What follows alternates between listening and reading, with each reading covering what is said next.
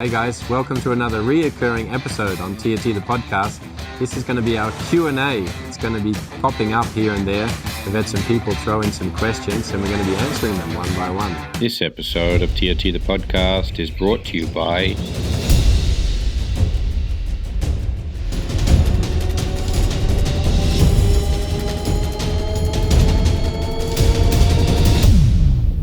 Connect, fully electric tractors.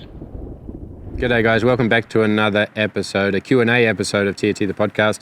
Today I'll be talking about a sequence of events that happened with a few horses in recent months, and also the questions that the people had of why this maybe happened.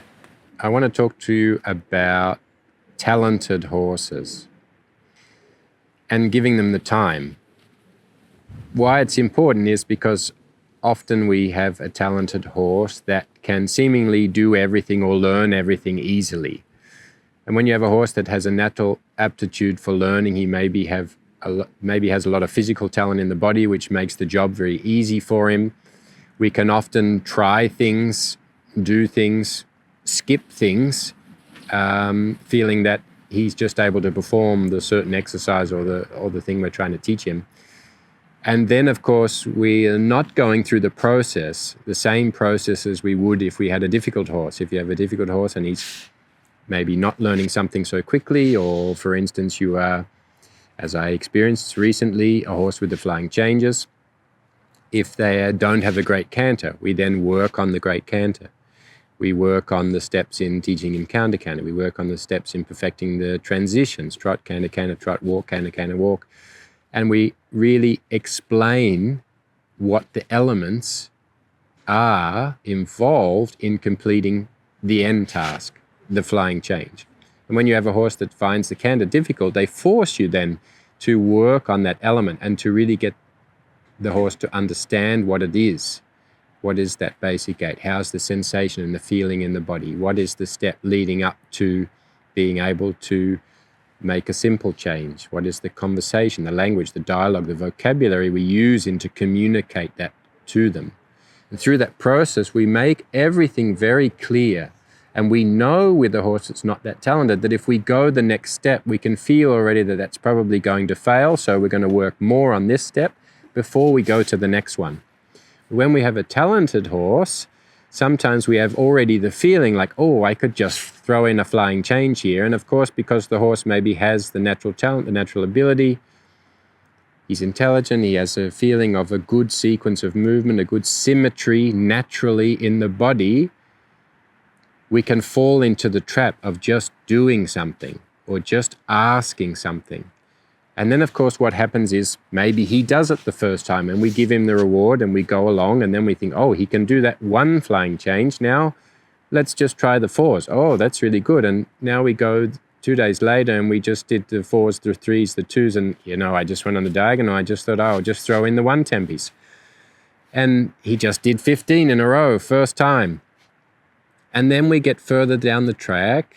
And in this case, it was a horse that was having trouble and started to object to the flying changes, to the one tempies. And the story was, of course, that he was really good in everything. And then I just thought, I just tried. And from the beginning, he just did the changes by himself. And then exactly that. I just went on the diagonal. He just did the twos without anything. Marvelous, miraculous, without preparation, without explaining, without doing transitions. He just did it. And seemingly thinking that this is a good thing.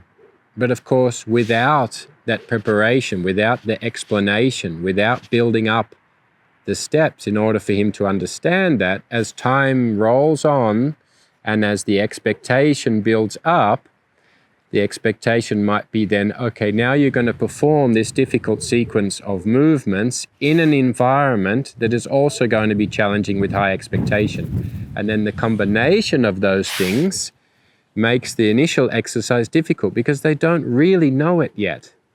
They haven't rehearsed it and had all the steps of explaining exactly what it is in order to become confident and solid, and that that your horse knows all the steps you took to be able to understand and to be able to perform and execute that movement when it matters. And then as you get further, that combination of expectation and the environment, all of a sudden, he's not able to do them anymore. And then you also hear the story that I can do one flying change, and then he gets a little bit stressed, and then all of a sudden I can't even make a canter transition, or I'm doing 4s, 3s, 2s, 1 tempies, and then he gets a little bit stressed, or a horse comes in the environment, or it gets windy, or there's a noise, or there's something, and then I can't even do a single flying change anymore, let alone the 1 tempies, 2 tempies. And of course, this is a realization of when something is difficult and we need to fall back on a previous step. The more clear, the more perfect we make the steps, the closer that step back is if we have some difficulty. So we have to really be careful with the talented horses that can just seemingly do something, and that we don't take advantage of that. We can be grateful in experiencing that the horse has a natural aptitude and he's going to be able to do it very well, but it's very important that we are able to explain and give the horses that are really talented the same time and the same explanation, and we devote the same amount of information to those that are not talented. Because at the end of the day, as we go along, we are going to be setting those horses up to fail. So it is a mistake to think if your horse just seemingly goes into the horse trailer, for instance, he just walks straight up. It was fine. You have the old story. He was perfect. He never had a problem with the trailer. And then all of a sudden, out of nowhere is not a place. Nowhere is just a place you didn't recognize yet. And it's the same process with the trailer loading. The horses are not knowing all the steps.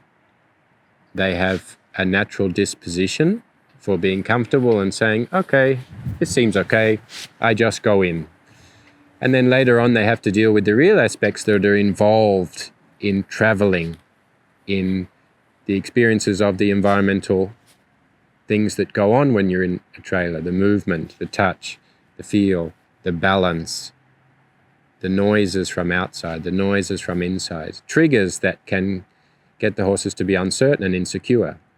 And so the best way we can prepare them for success is to explain all the steps, explain all the things that they will experience, and through the process we are searching for the bits they don't understand, because it's the bits they don't understand or they haven't had time to pay attention to that is going to be the undoing. That's going to be the thing that makes them insecure. That's going to be the thing that creates a problem, an undesired behavior, that creates the story of he was always okay and then just out of nowhere he decided not to be.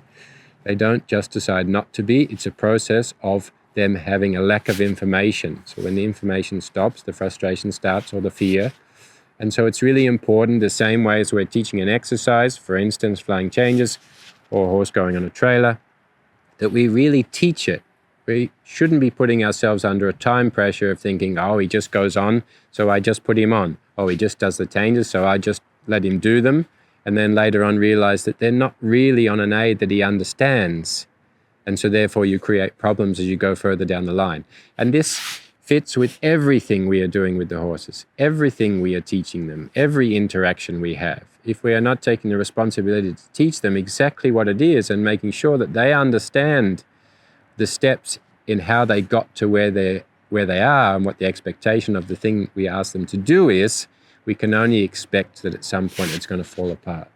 So talented horses with a natural disposition just to do it, doesn't give us the license then to take it for granted.